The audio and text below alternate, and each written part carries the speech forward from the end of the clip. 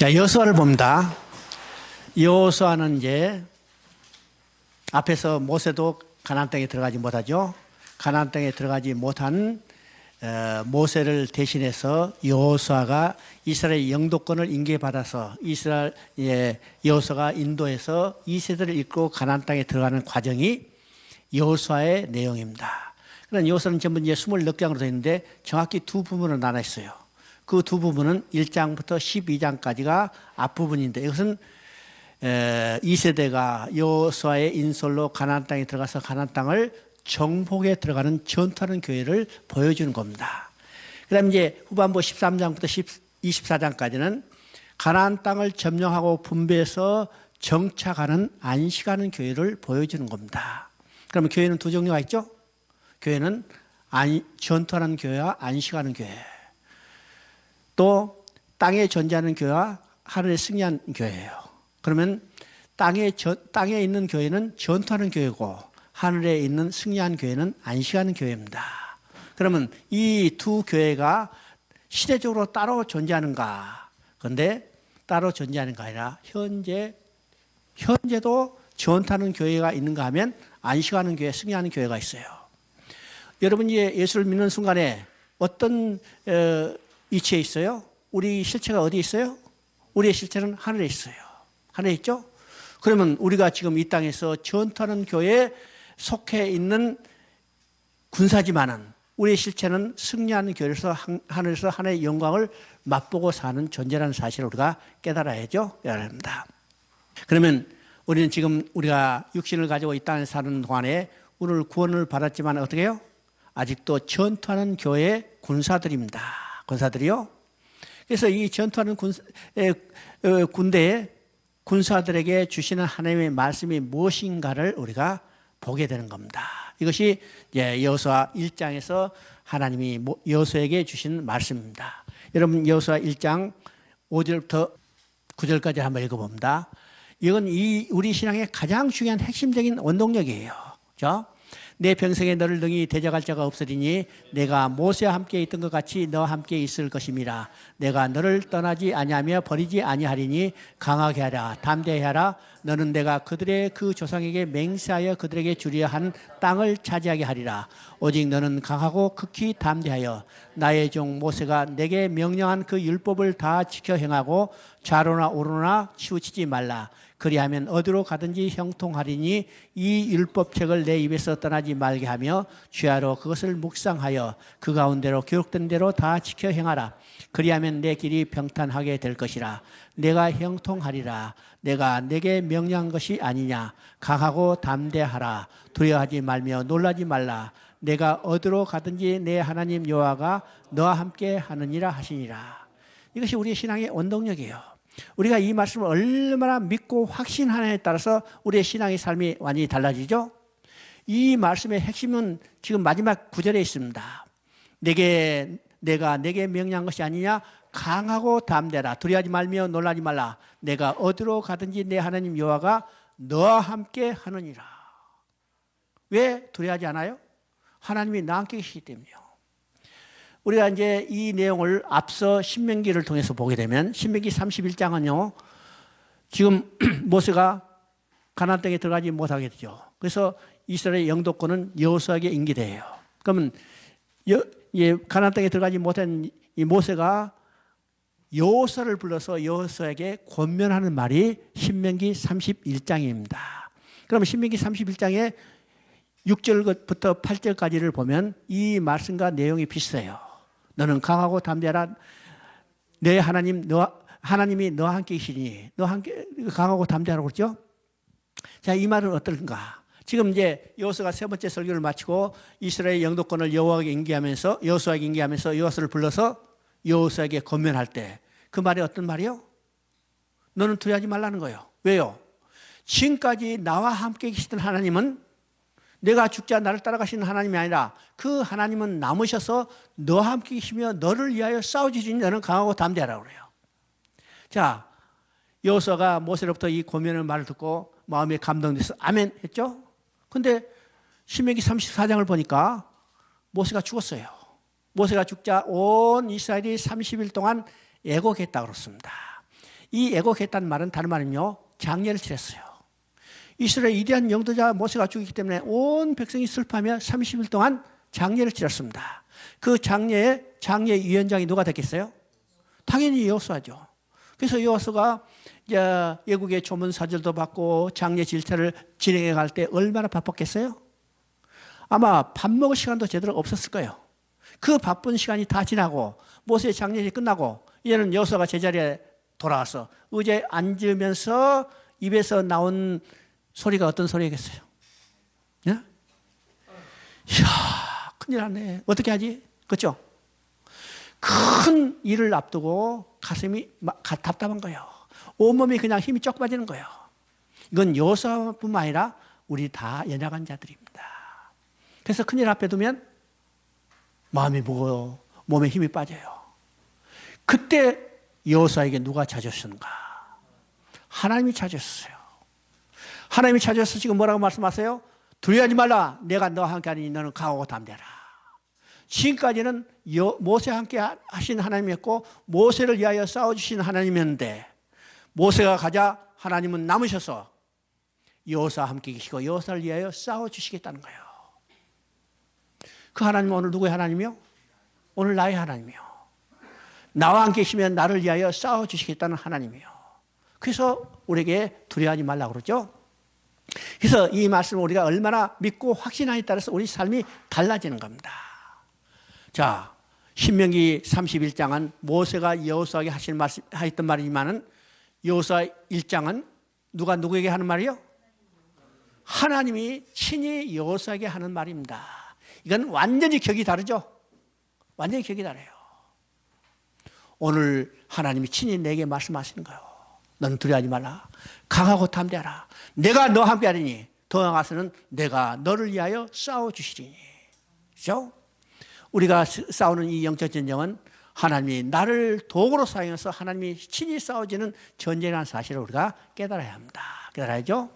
자, 이 고멜의 말을 들은 여호수아가 이제는 가슴이 감동을 받아서 일어섰어요.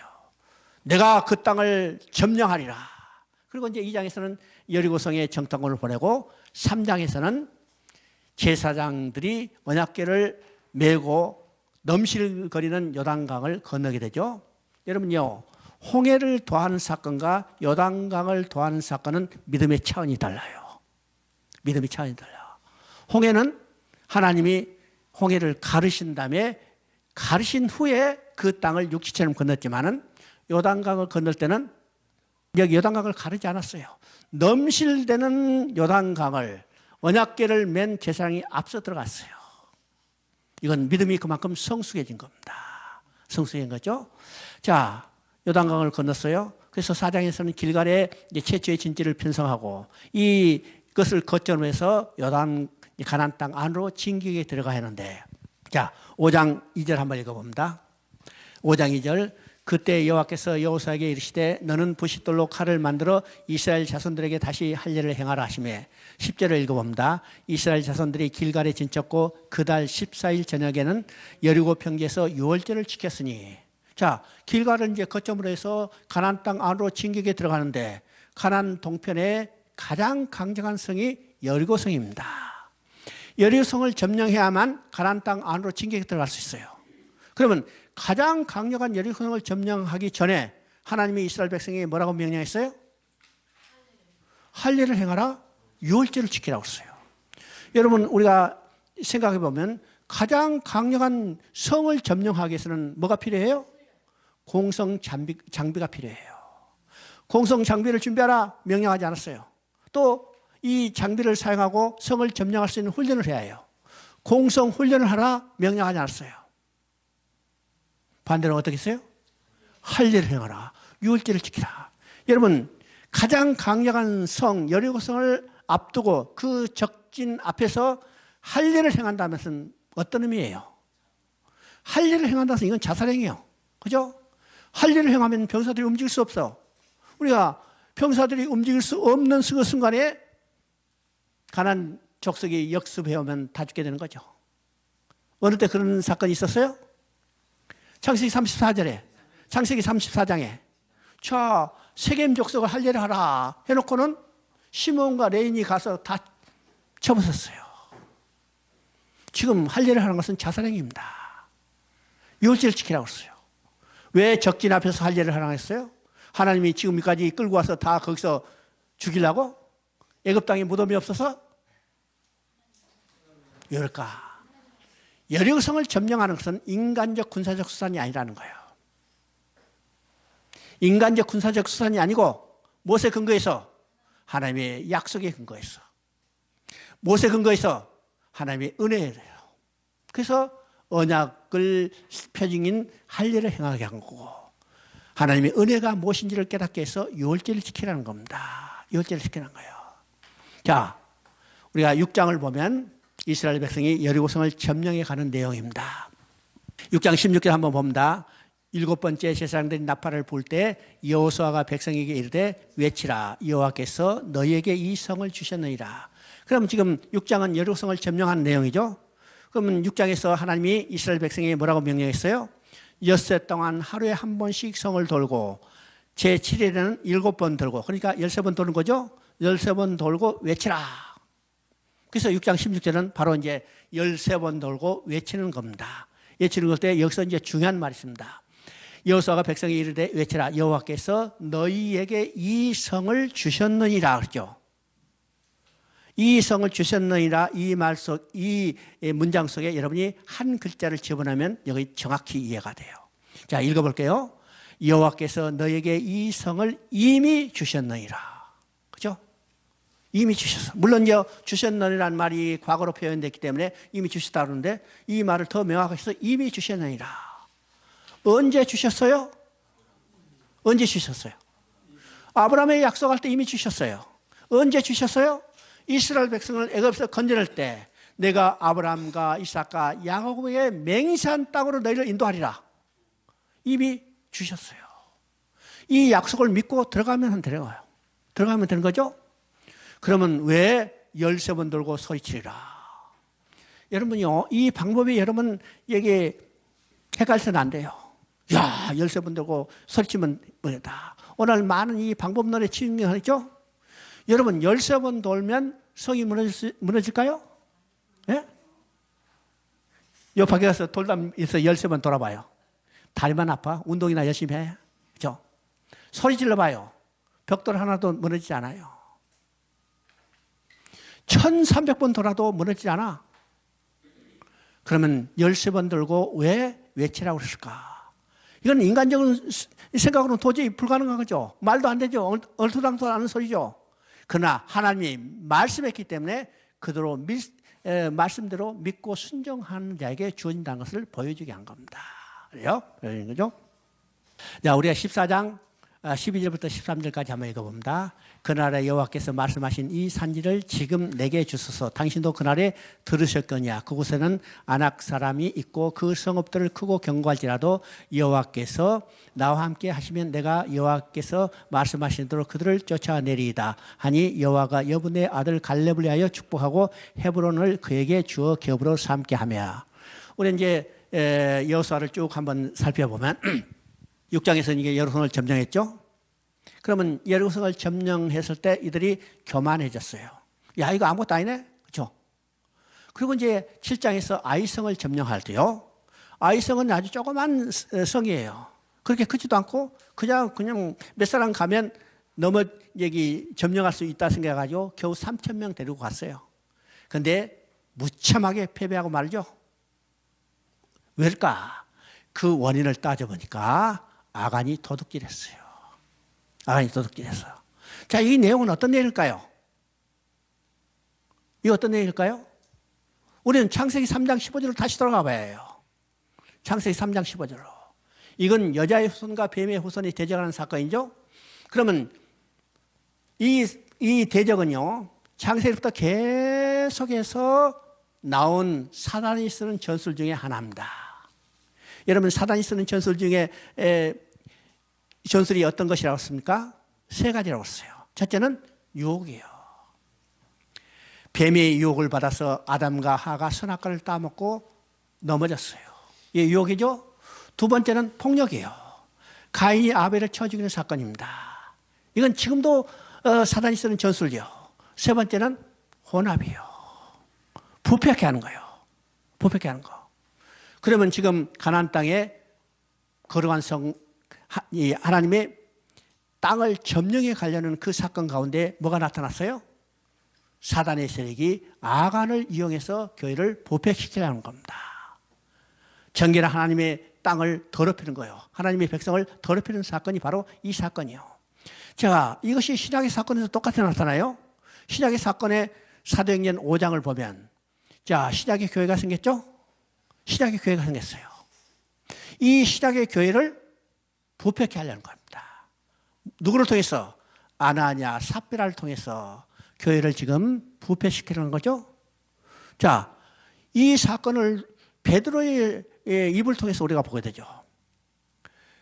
아나냐가, 삽비라가 자기 재산을 이제 팔아가지고 반만 교회에 냈어요. 교회에 냈죠? 그때 누가 그 사실을 알겠어요? 아담이 이제 아나냐, 삽비라 재산이 얼마인지 얼마나 파는지 아무도 모르죠. 근데 그들은 다 마음속에 두고 반만 냈어요. 베드로가 그것을 적발해낸 겁니다. 야, 베드로가 머리가 촉이 좋네. 그런 말이 아니고 성령이 적발해낸 거예요. 여러분 그것을 보세요. 아나냐야, 내 마음속에 사단이 어찌하여 역사하여 성령을 속이려 하는구나. 베드로를 속이려는 게 아니라 성령을 속이려는 거예요. 이것은 신약에 태어난, 갓 태어난 교회를 부패하게 된 사단의 역사라는 사실입니다. 자, 아간이 지금 여리고를 점령하고 아이성을 점령할 때 이 아름다운 교회를 부패케 하려는 세력으로 등장한 거예요. 성령이 그것을 적발해냈어요. 아간이 범죄를 적발해냈죠? 적발해내죠. 그리고 지금 아이성을 점령하고 이제는 북부와 남부를 점령해서 이제는 이 12장까지 가나안 땅을 전부 정복하는 내용이고 13장부터는 이제 정복한 땅을 분배하는 과정입니다. 여러분 이제 분배하는 과정이 13장부터 이제 이어지는데 분배하는 것이 결코 쉽게 이루어지지 않았습니다. 왜일까요? 왜일까? 여러분요, 점령에 가서 전투에 갈 때는 온 지파가 마음을 합해서 일심으로 합심해서 전쟁에 적을 쳐들어갔어요. 그런데 이제는 그 땅을 이제 점령을 분배해 갈 때는 어떻게 해요? 욕심이 생기는 거예요. 이게 인간들이에요. 욕심이 생기기 때문에 어때요? 서로 좋은 땅을 차지하려고 하기 때문에 분배가 쉽지 않아요. 쉽지 않아. 그때 14장에 보면 이제 갈렙이 앞서서 지금 이야기하죠. 그 땅을 내게 주소서, 그죠? 그 성문 크고 큰 것을 여호와께서 나와 함께 계시면 내가 여호와께서 말씀하신 대로 그들을 쫓아내리라 하고 여호수아가 여분의 아들 갈렙을 축복하고 헤브론을 그에게 기업으로 주신지라. 그러면 이 헤브론 땅은 언제 하나님이 이 갈렙에게 주기라고 약속했어요? 언제? 민수기 14장이에요. 민수기 14장에서 이제 정탐하러 와서 보고했죠. 그때 10사람은 부정적으로 보고하고 갈렙과 여호수아는 우리가 그 땅을 넉넉히 점령할 수 있다고 이렇게 이야기했어요. 그때 하나님이 뭐라고 말씀하셨어요? 갈렙에게 내가 정탐한 그 땅을 내가 내게 주리라. 이때 하나님께서 갈렙이 정탐하고 온 땅을 하나님이 갈렙에게 주시겠다 약속했어요. 자, 이 약속대로 지금 가나안 땅을 분배받을 때 갈렙이 그 땅을 달라고 그럽니다. 그 산지를 내게 주소서.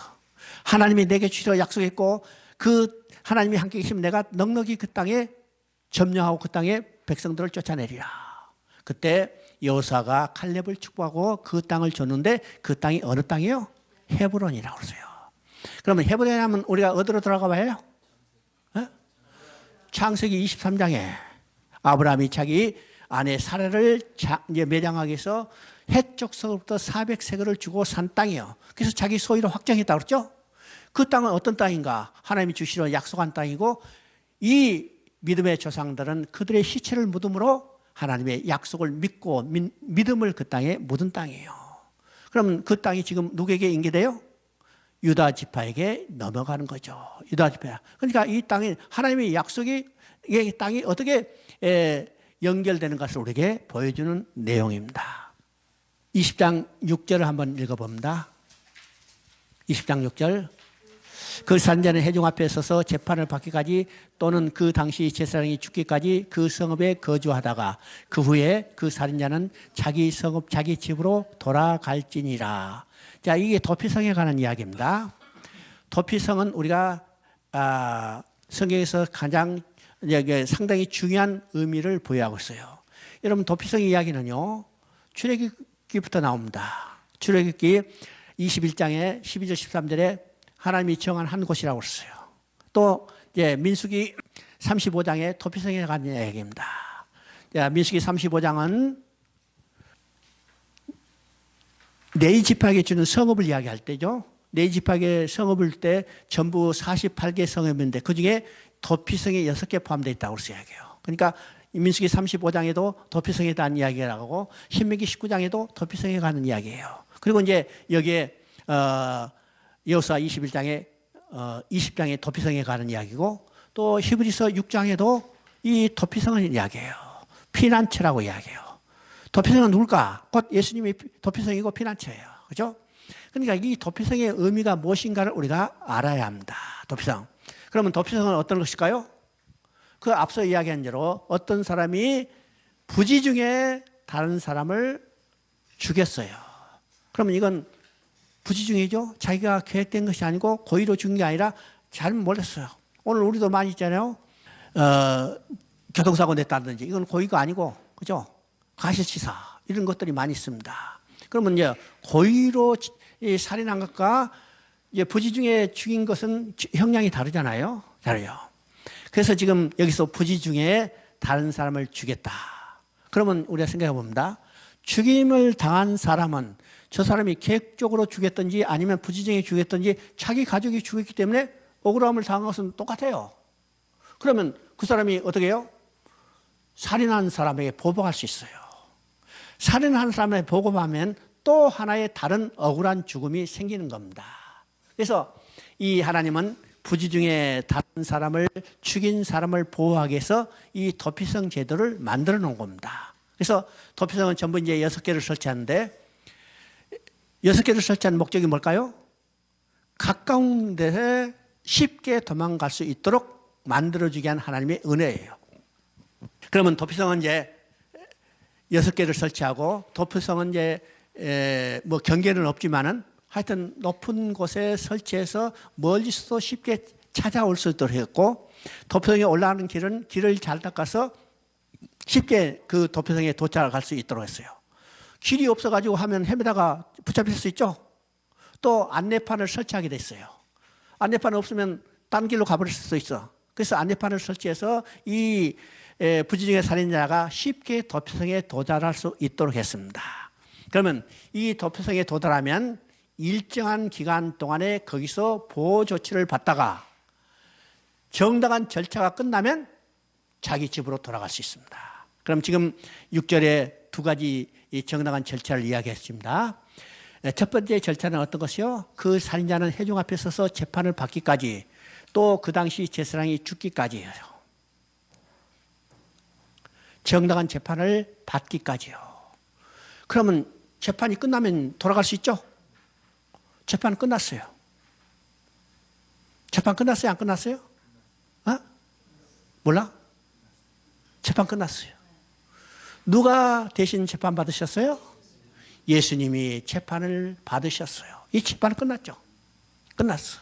그래서 돌아갈 수 있어요. 또 언제? 당시에 제사장이 죽으면, 대제사장이 죽으면 돌아갈 수 있어요. 그런데 제사장은 죽으셨어요. 죽었어요? 안 죽었어요? 죽었어요. 우리의 큰 대제사장인 예수님께서 십자가에 죽으셨어요. 예수님이 우리의 큰 대제사장이 십자가에 죽었기 때문에 우리는 돌아갈 수 있어요. 우리가 돌아갈 곳은 어디요? 에? 저 강남 아파트? 천국이에요. 우리가 돌아갈 우리의 집은 천국이에요. 성경은요, 우리를 예수님을 죽인, 부지중에 죽인 살인자로 얘기해 주시고, 그렇죠? 또 도피성대에서는 예수님께 피할 수 있도록 해주시고 또 정당한 절차가 끝나면 우리를 우리 집 천국으로 돌아갈 수 있도록 해주셨어요. 이것이 성경의 이야기입니다.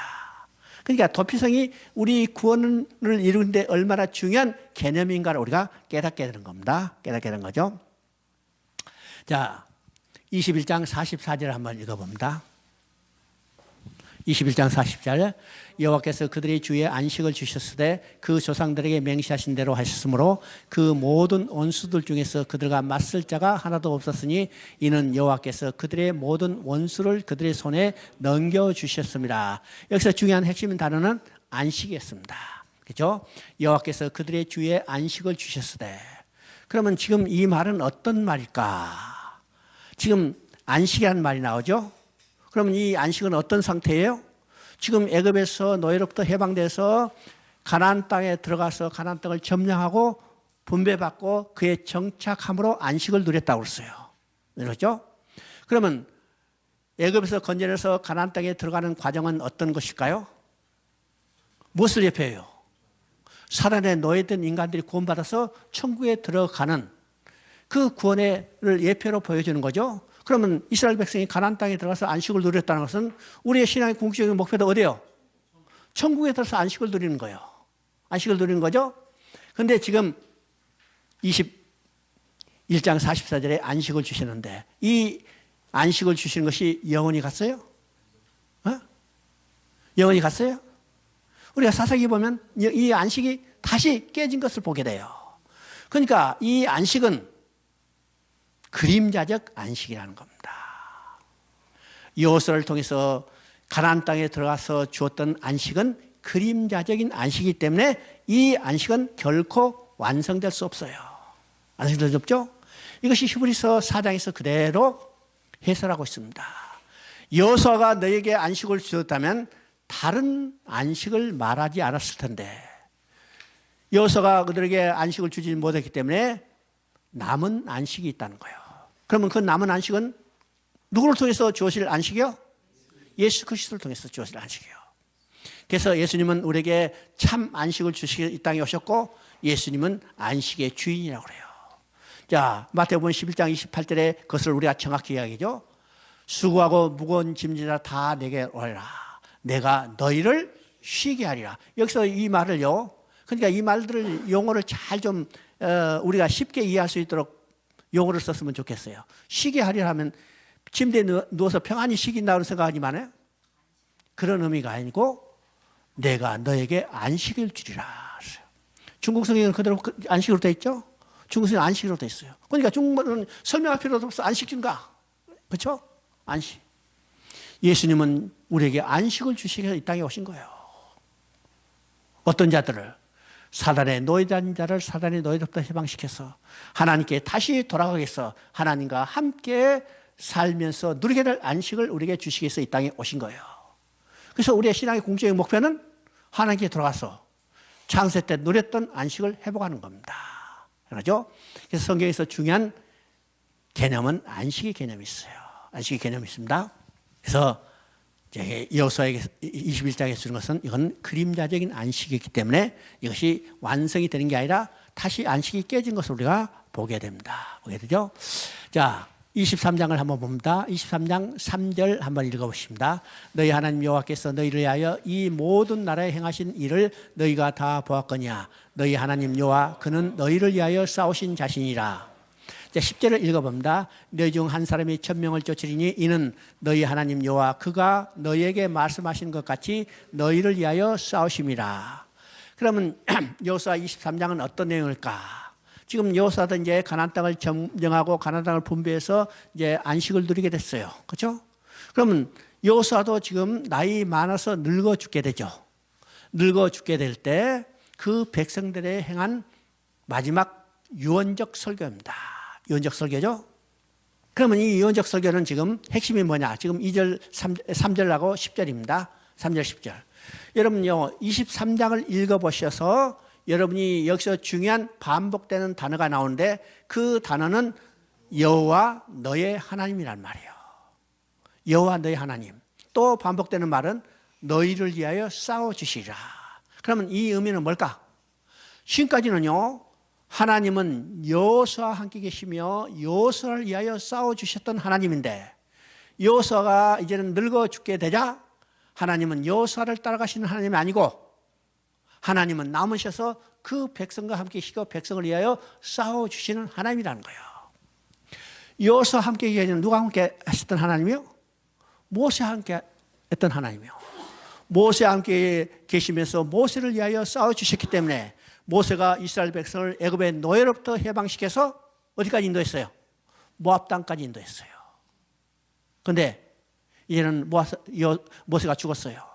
모세가 죽자 하나님은 모세를 따라가시는 하나님이 아니고 모세는 죽어서 떠났지만은 하나님은 남으셔서 여호수아와 함께 하시는 하나님이고 여호수아를 위하여 싸워주셨기 때문에 여호수아가 이세대의 백성을 이끌고 가나안 땅에 들어가서 가나안 땅을 점령하고 가나안 땅을 정복하고 분배하고 안식하는 일을 이뤘어요. 이런 여호수아가 죽자 하나님은 여호수아를 따라가시는 하나님이 아니고 이제는 하나님은 남으셔서 그 백성과 함께 하시고 그 백성을 위하여 싸워주신 하나님이라는 거예요. 그래서 여호와 너희 하나님의 말이 여기서 13번 반복돼요. 너희를 위하여 싸워주시라는 거죠. 하나님은 그 백성과 함께 계시고 그 백성을 위하여 싸워주시는데 그 하나님은 오늘 누가 함께 계세요? 나와 함께 있어요. 나를 위하여 싸워주시는 하나님이라는 사실을 우리가 확신해야 합니다.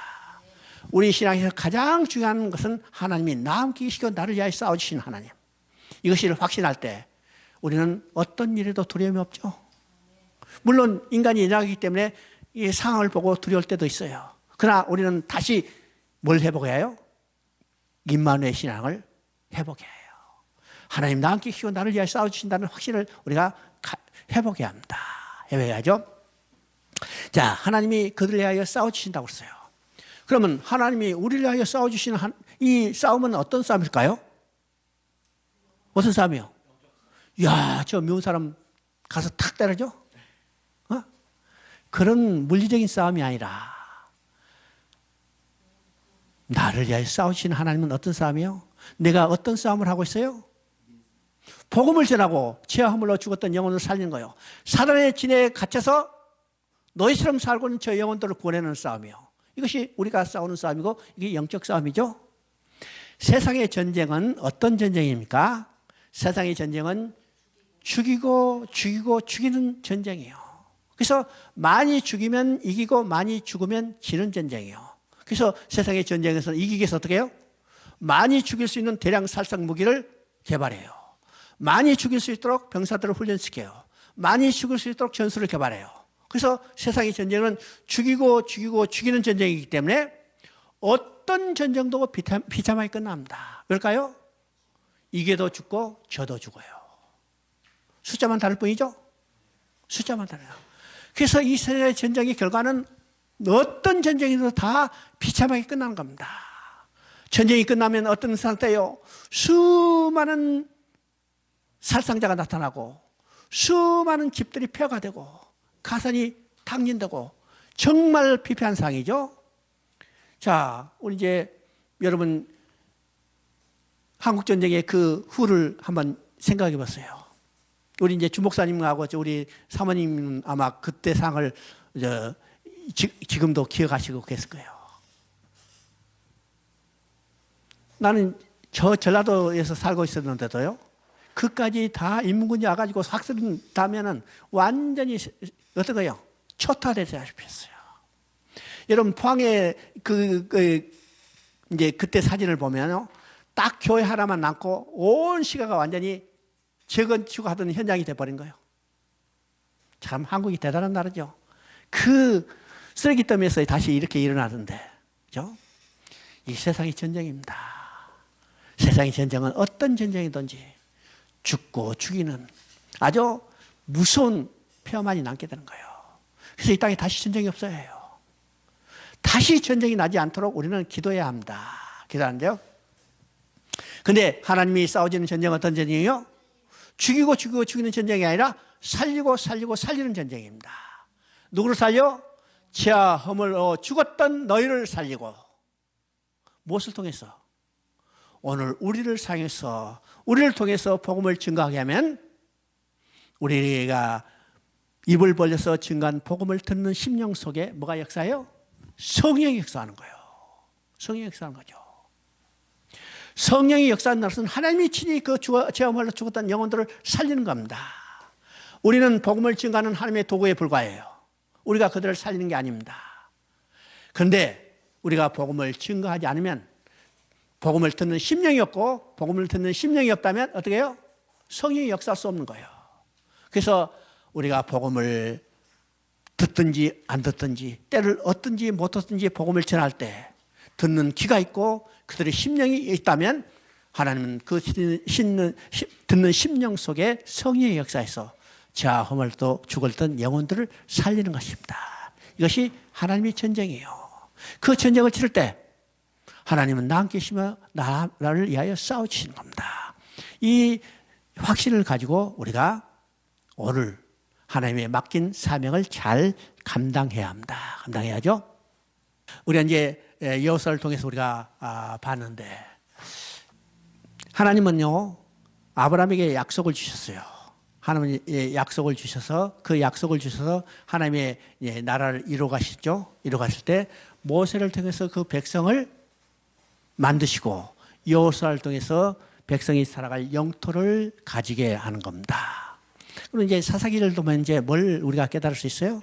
자, 하나님이 백성을 만드시고 영토를 만드신 후에 하나님은 이제는 하나님이 친히 왕이 돼서 공의와 정의가 다스리는, 하나님이 친히 다스리는 나라가 되기를 원했어요.